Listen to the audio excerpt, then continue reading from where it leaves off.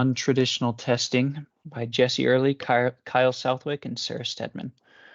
This goes over A/B comparative testing, concurrent testing, conformance testing, destructive testing, and Fuzz Gremlin. So the first one is A/B testing. This is as simple as it gets. It is comparing two variations of what you would like to test.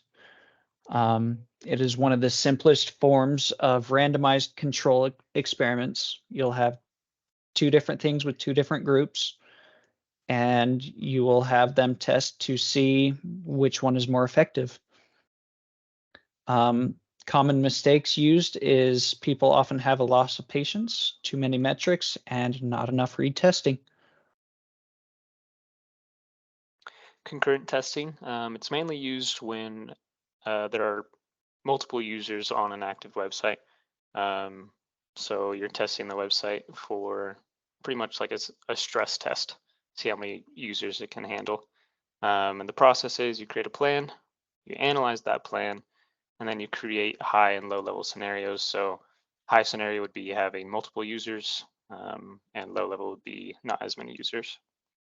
And then you create the environment for testing. Some of the challenges with this test is creating test cases. It's also hard getting new bugs. It can take a while for bugs to appear. And then it also needs to be tested on different platforms. And then it can be difficult to correct concurrent program errors.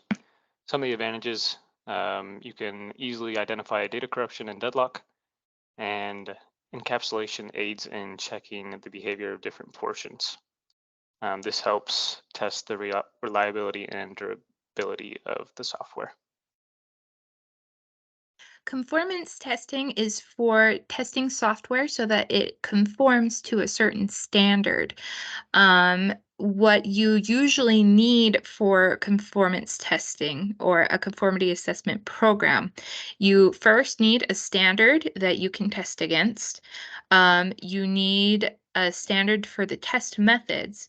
You need test tools, testing procedures, and a qualified testing body. Now, there are three types of conformance testing. The first one is exhaustive testing, and this verifies the behavior of every given element and its permutations. So like the name says, it's very exhaustive. Thorough testing verifies the behavior of every part of a given element, but not its permutations. So it's a little bit less exhaustive. And then the least exhaustive one is identification testing. This only verifies some aspects of the elements, like its basic functions. Destructive testing looks at the unpredictable side of the user's behavior, things you wouldn't expect. It's an alternative approach to conventional testing, but not a replacement. Some benefits: it gauges the lifespan of the application and reveals points of failure and abnormal defects. The process includes the client setting access credentials and presenting the requirements to a QA analyst, and the QA analyst creates the usability limits. Tester then goes in and tests those boundaries. Fuzz or Gremlin testing is an automated software test that inputs invalid entries into software to find mistakes and weak points. So the benefits are that it gives a good overall picture of the software state and security. It helps prevent being hacked, because this is how hackers usually mess with software. It has low cost and time. The drawbacks is that they might not find all the bugs.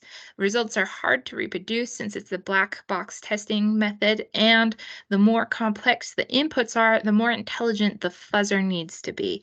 You can see the fuzz testing steps on the right.